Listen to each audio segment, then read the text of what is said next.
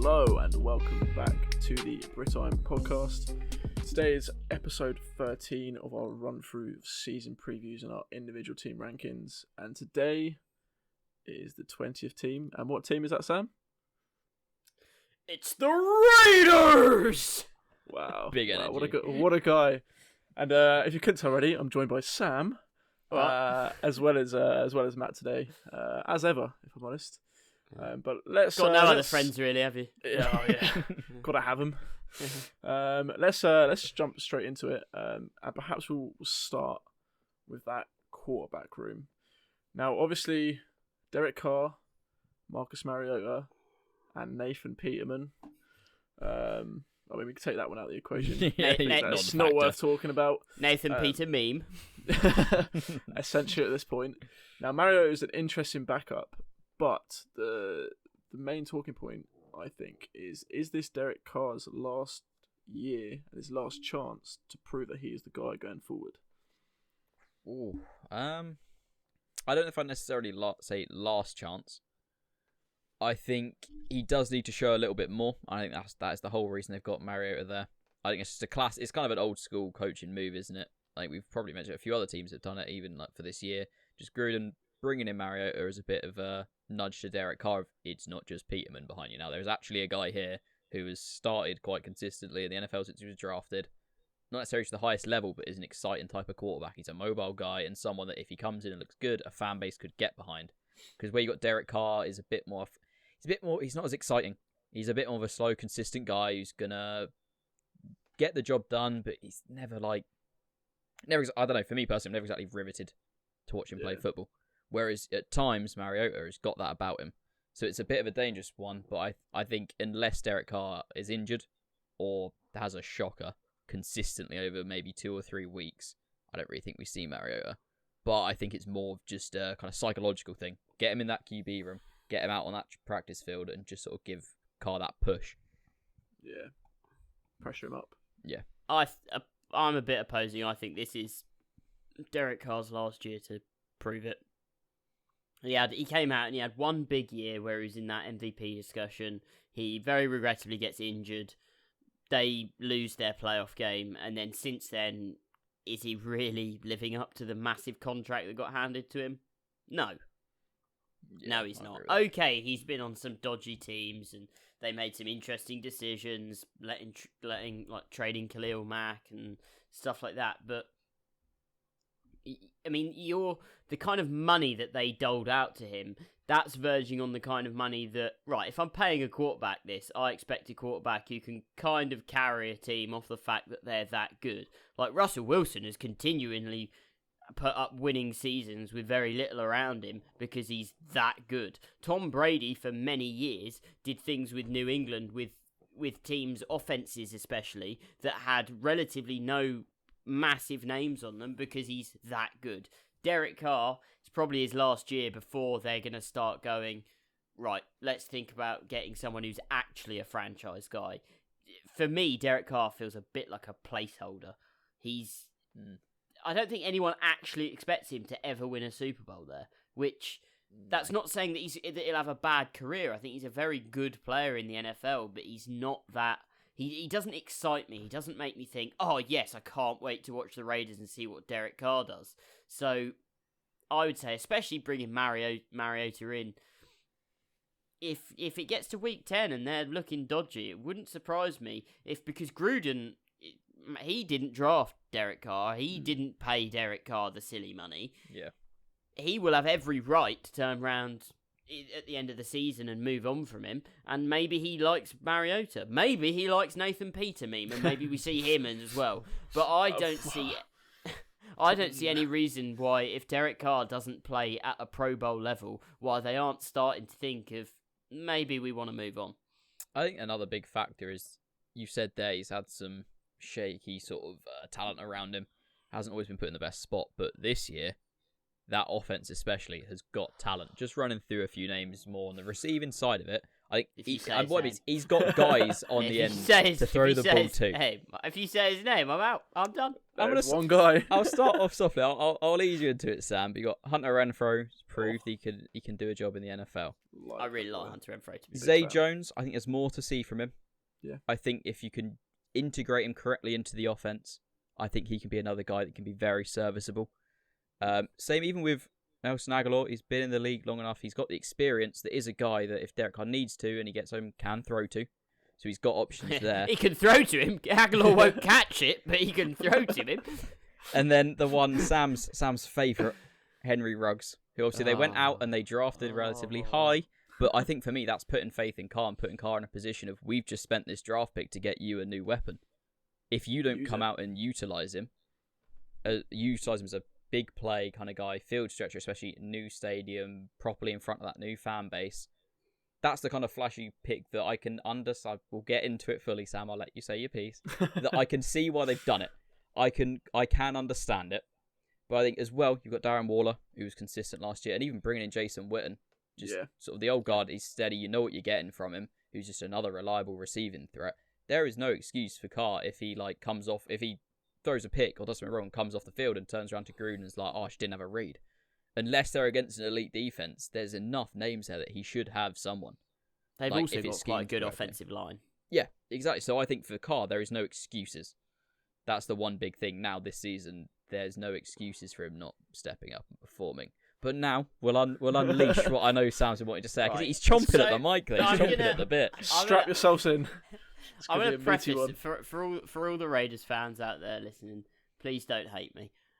I'm going to preface this is I don't, and for anyone who really likes Henry Ruggs, I don't dislike Henry Ruggs. I think he's a good player, good receiver, worthy of the first round pick. Hopefully, as long as his career pans out and everything.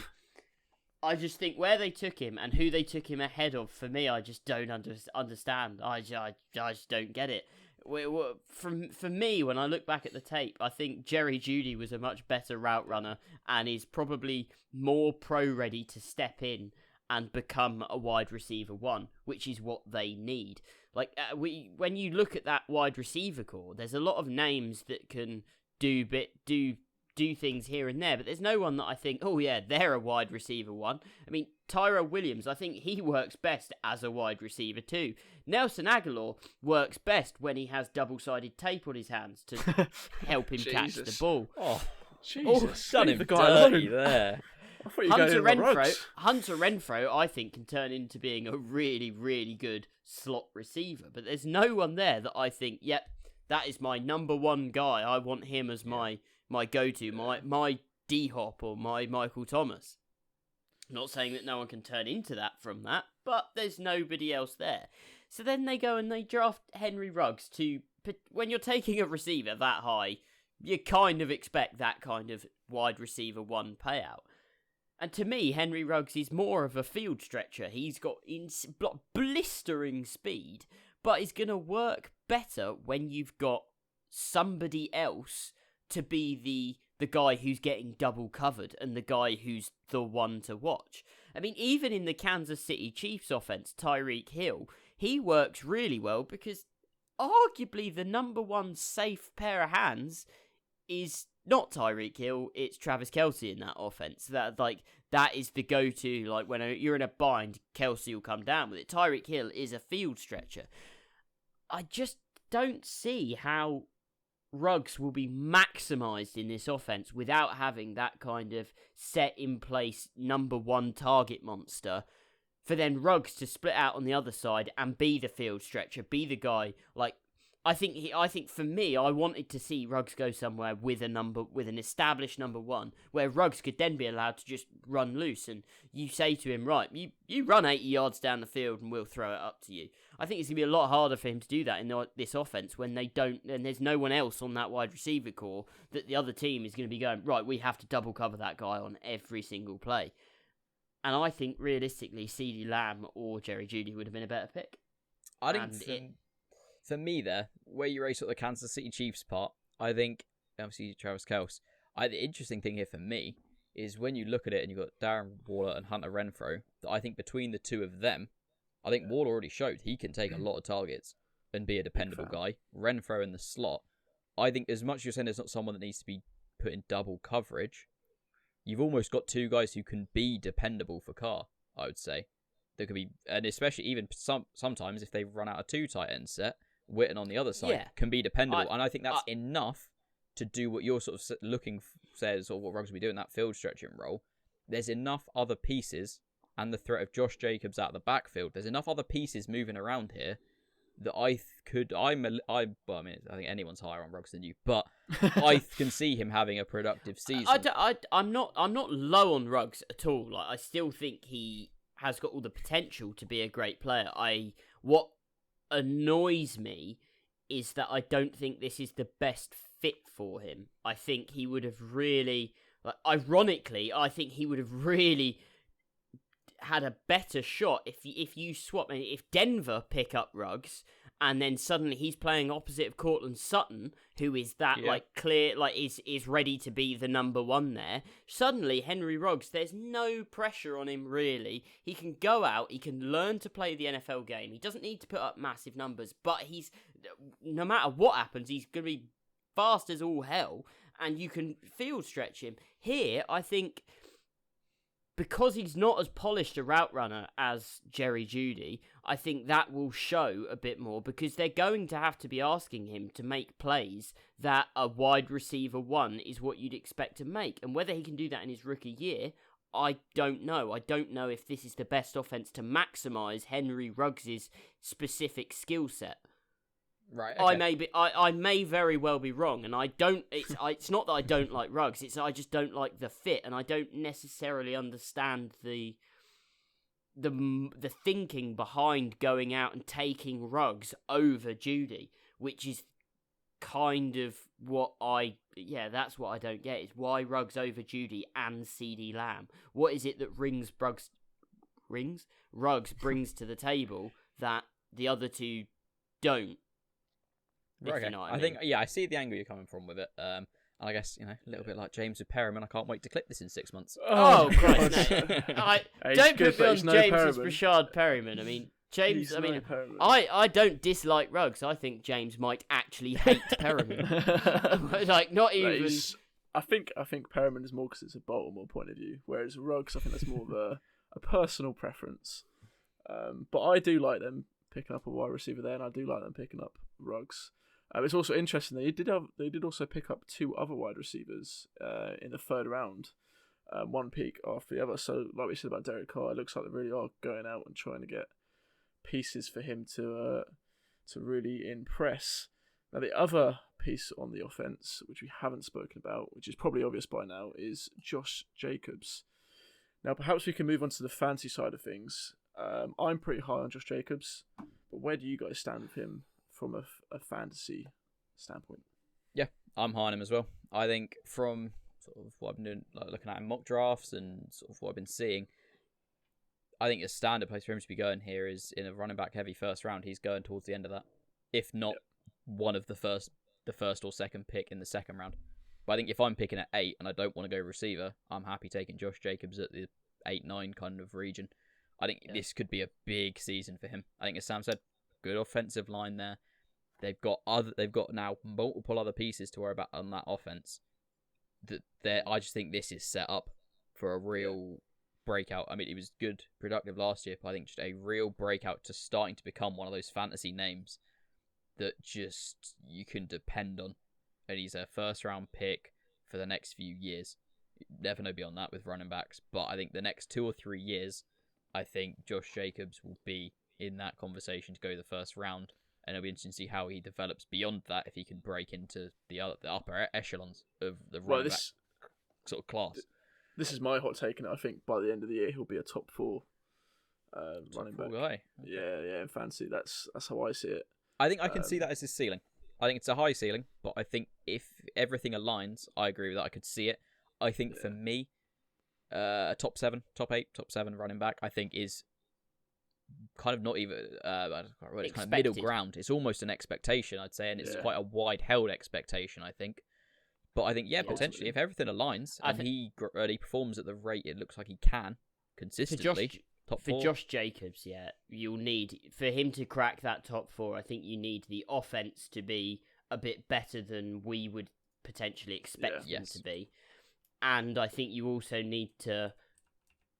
you've got Jalen Richard sat behind him, and I don't think Jalen Richard's really going to eat into his carries, but Jalen Richard will eat into the catches out the backfield kind of stats. So Jalen Richard will soak up some of those targets. Yeah. He can catch out the backfield and has been productive doing that. So I think Richard will have a role doing that. I think Josh Jacobs is going to be the clear-cut number 1 there in that backfield. He will get a hell of a lot of carries. And if that offense does become really good, and I'm wrong about Henry Ruggs, and they are suddenly a top 10 offense, then Josh Jacobs could well be the top 5 back that you say he's going to be. I struggle to see a world in which he's a top 5 back or a top 4 back, but I struggle to see a world where he's not a top 10 back on the season. So he's the kind of guy that, like Matt said, at the end of the first round, if the top echelon, top tier backs are gone, and there's not a receiver or another back that you personally love, Josh Jacobs is going to be the mid to late round, first round back that you'll take and be happy with, and most likely get the payback from. Yeah, I think for me as well, at the time of recording this, a guy you can sort of potentially put him around a conversation with is Dalvin Cook. There's uncertainty on what Dalvin Cook's going to be doing this year. So at the time of recording this, towards right at the end of June, we don't know what's going to be going on with Dalvin Cook. I think in any drafts, unless between now and sort of end of July, start of August time when you're doing your drafts, unless more news comes out about Dalvin Cook, I'm taking Josh Jacobs over Dalvin Cook. Even if, let's say, I'm there at 7 and it's Dalvin Cook or Josh Jacobs, for me it's Josh Jacobs. I think he's outside of, once you go through McCaffrey, Zeke, Barkley, Kamara, Derrick Henry, as those are sort of, I think, going to be the big 5 this year. You then to start to get into this range of your Josh Jacobs, those sort of running backs, maybe even Nick Chubb. I know, especially for James, Nick Chubb. But you've got those kind of guys around there where it becomes more of a preference thing. So I think I wouldn't be shocked if you see him go 6th. But also I wouldn't be shocked if you see him go sort of 10.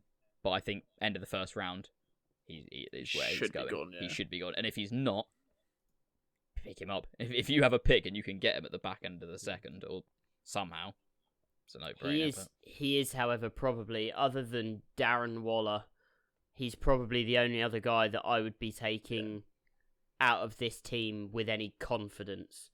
I think I would take Darren Waller with confidence that he's going to get targets. I would take Josh Jacobs with confidence that he's going to get carries and touchdowns.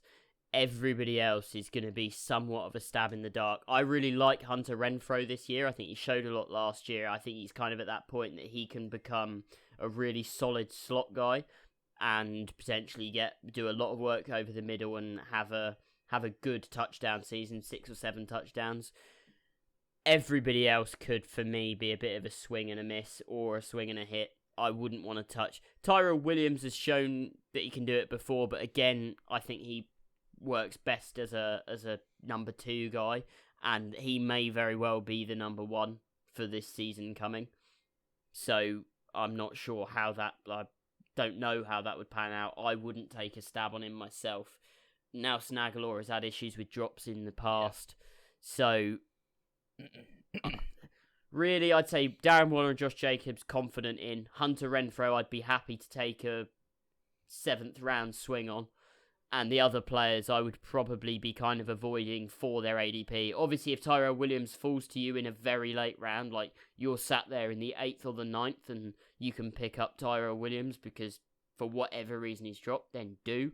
But I wouldn't want to take him as a wide receiver 1 or 2. I'd be taking him as a 3 or a 4 in the hope that I get a week or 2 out of him. Wait, Sam, you're not taking Henry Ruggs at all?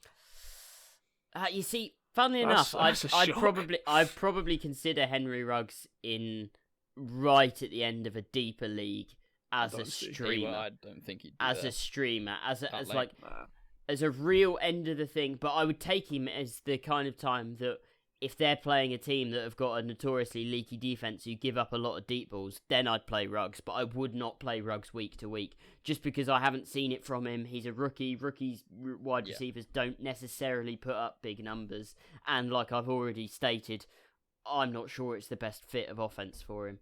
But hopefully I'm wrong and he is a wide out one. I think one thing to be careful of a little bit with Darren Waller, we touched on it with Jason Witten coming in. We don't know what kind of target share or percentage of snaps or how he's going to fit into that offense. I think by all means still Darren Waller will be productive for fantasy, but I would say don't be shocked if there's a tiny bit of regression or he sits at a similar level this year. He doesn't grow and kind of kick on to that next like sort of level of tight end. Yeah. I think it could be that we see he's just sort of Witten's more there to be a guy in the locker room and a bit more blocking, a bit more experience and come in few plays but not really into the targets, or it could be a slight bit of an issue where he steals the red zone targets, he maybe steals a few touchdowns here and there, so just be a little bit cautious. Don't be drafting Waller thinking I might be getting a guy that's up there in that top 4 of tight ends, because there's a little bit of risk. Just watch out for it, I'd say. Yeah, definitely err on the side of caution with that one. However, unfortunately, I think that's all we've got time for today. So, as ever, be sure to check us out on YouTube. Go like, comment, subscribe, all the good stuff.